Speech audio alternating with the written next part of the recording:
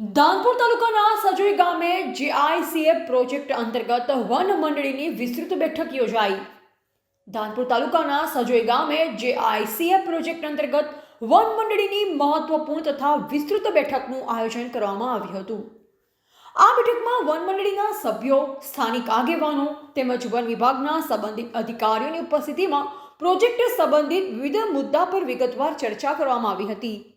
બેઠક દરમિયાન જીઆઈસીએફ પ્રોજેક્ટ અંતર્ગત જંગલ વિકાસ, વન સંરક્ષણ અને ગ્રામજનોની ભાગીદારી અંગે વિસ્તૃત માહિતી આપવામાં આવી હતી।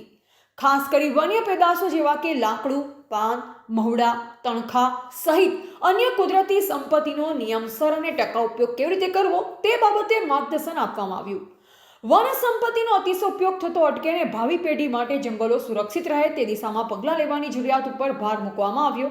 આ બેઠકમાં વન્યજીવોના જતન અને સંરક્ષણ અંગે પણ મહત્વપૂર્ણ ચર્ચા કરવામાં આવી।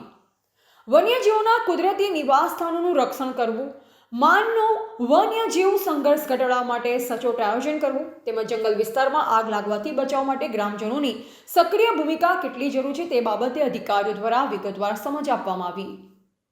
આ ઉપરાંત પીઆરજી યોજના અંતર્ગત વન નિવાસન તંત્રમાં ગ્રામજનોની ભાગીદારી કેવી રીતે વધારી શકાય, ગ્રામ વિકાસ સાથે વન સંરક્ષણને કેવી રીતે સંકલિત કરી શકાય અને આ યોજનાથી સ્થાનિક લોકોને થનારા આર્થિક તથા સામાજિક લાભ અંગે પણ વિસ્તૃત માહિતી આપવામાં આવી હતી।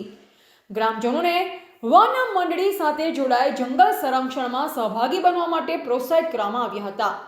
બેઠકનો મુખ્ય હેતુ જંગલોને વધુ સમૃદ્ધ બનાવવાનો, પર્યાવરણનું સંતુલન જાળવવાનો, જળ, જમીન અને જંગલના સંરક્ષણ દ્વારા ટકાઉ વિકાસને પ્રોત્સાહન આપવાનો તથા સ્થાનિક આદિવાસી અને ગ્રામ્ય સમુદાયને આત્મનિર્ભર બનાવવા અંગે હતો।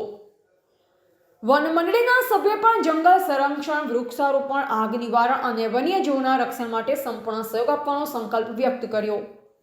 આ બેઠકથી ગ્રામજનોમાં વન સંરક્ષણ પ્રત્યે જાગૃતિ વધી જીઆઈસીએફ પ્રોજેક્ટના ઉદ્દેશોને સાકાર કરવા દિશામાં મહત્વપૂર્ણ પગલું સાબિત થશે તેવી આશા વ્યક્ત કરવામાં આવી। રિપોર્ટર કિશન મોહનિયા, દાહોદ।